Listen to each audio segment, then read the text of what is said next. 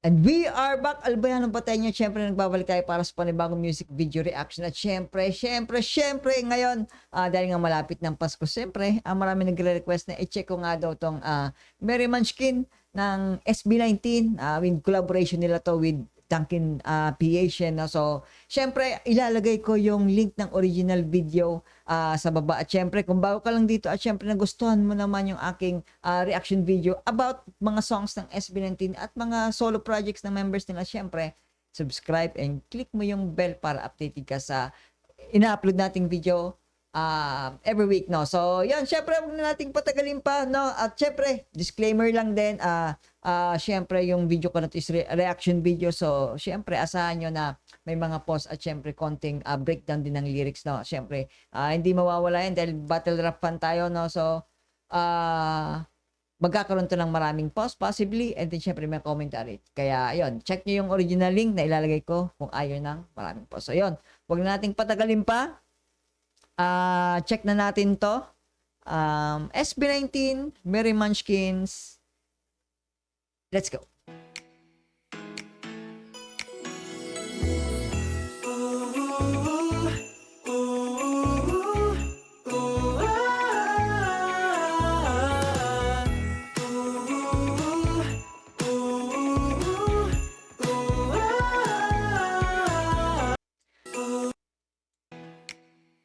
Parang halos same pa rin naman sila nung The One ng team ng color grading nila sa video na to.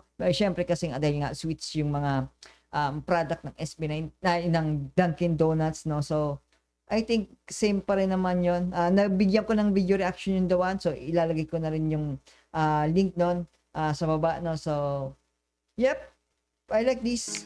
At saka yung ganito yung mga klase talaga ng mga kanta na talagang masasabi mo na for holiday seasons talaga.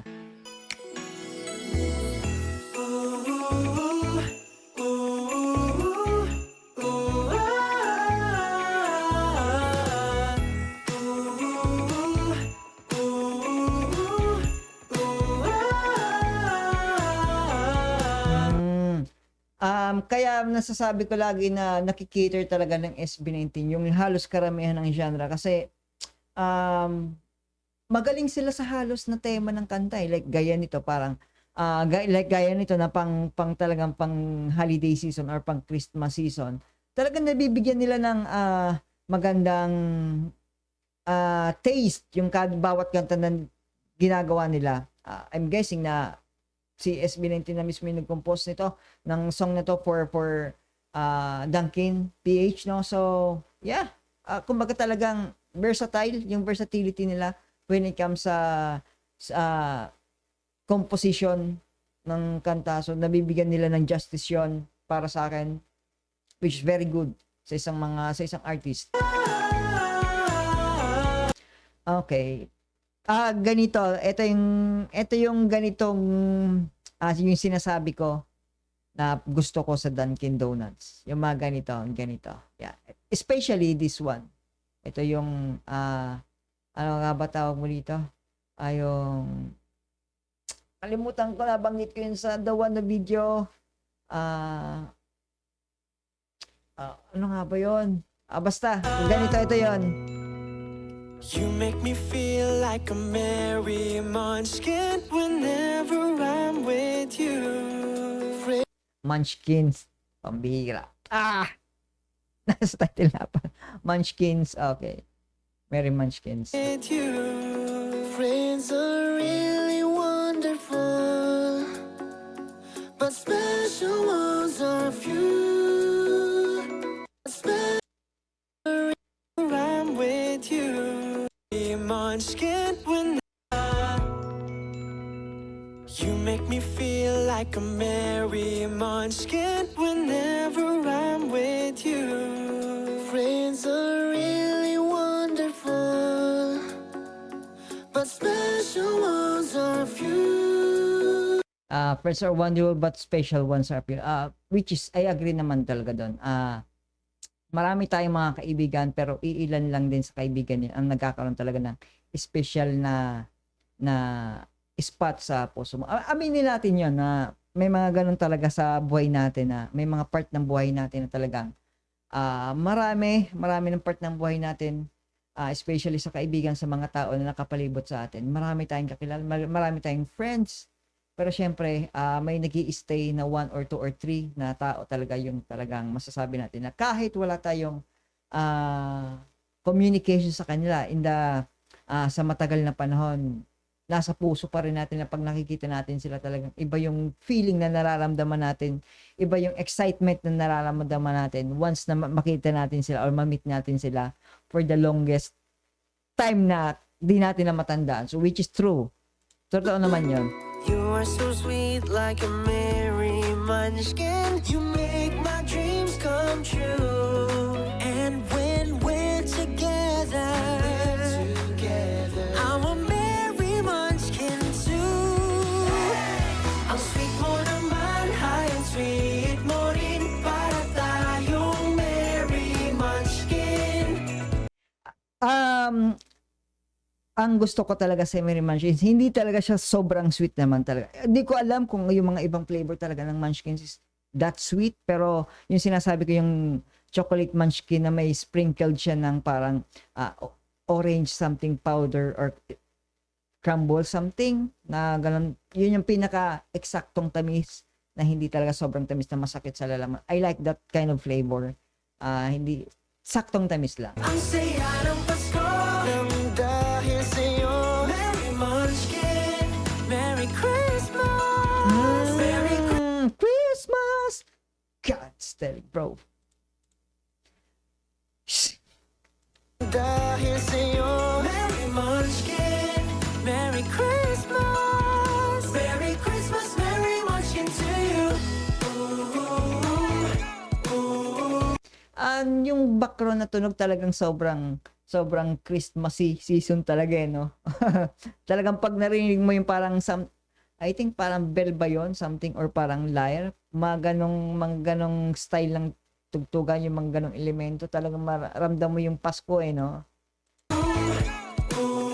Alam, parang lyre yata yan lyre nga yata. Merry Christmas, Merry Munchkin to you.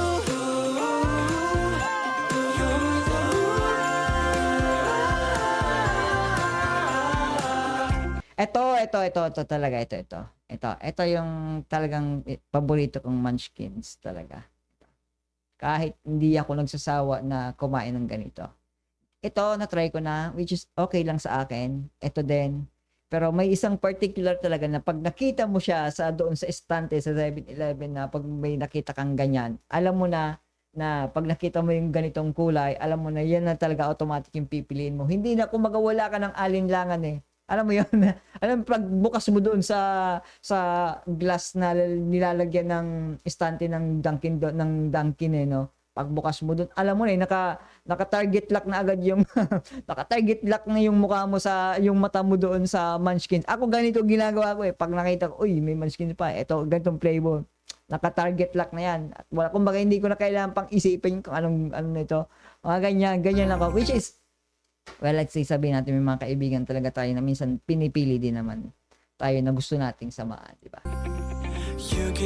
Aminin man natin o hindi. May ganong scenario tayo sa buhay natin na mas pipiliin ko si ganitong kaibigan. Which is my special spot sa puso mo. Love and yummy Munchkins with hugs and kisses too.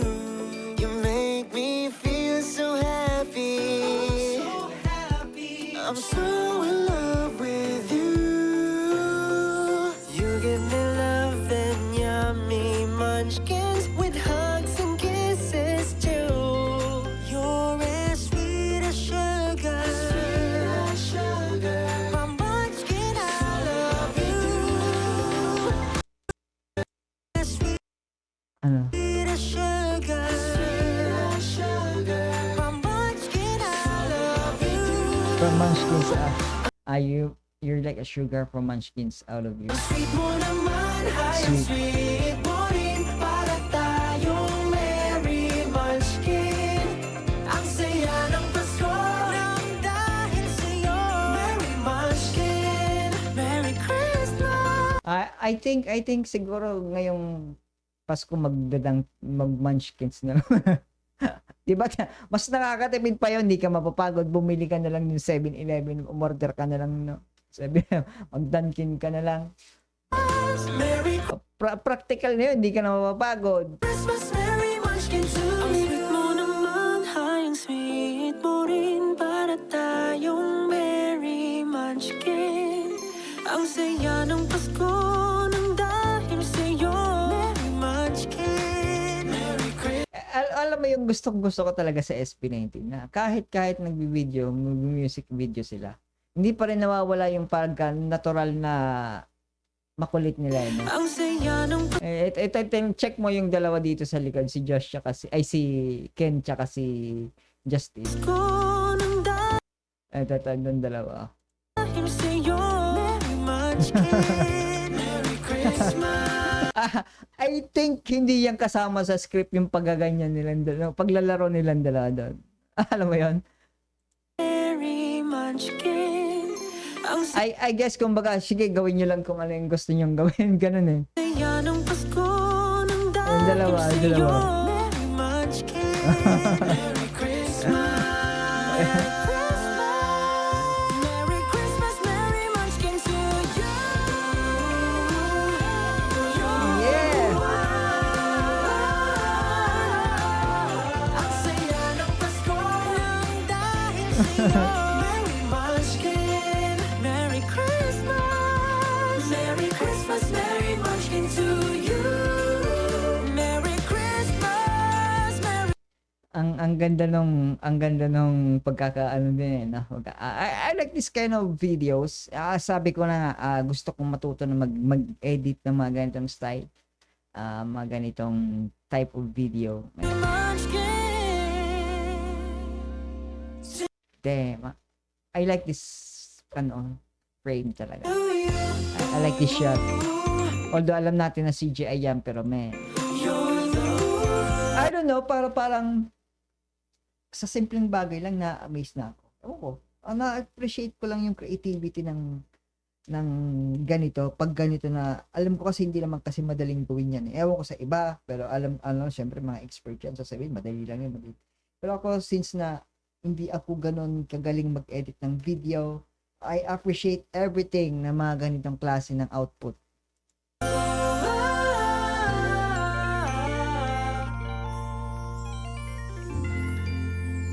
Yeah! So, yun. Dunkin, baka naman. Yan, so, I like this. Para sa akin, kung ano yung madalas na laging output ng SB19, I know na heart and soul ang ginugugol nila sa lahat ng mga sulat nila. Siyempre, kung ano man yung output ng SB19. So, yeah. I think, happy holidays sa lahat. Ciao.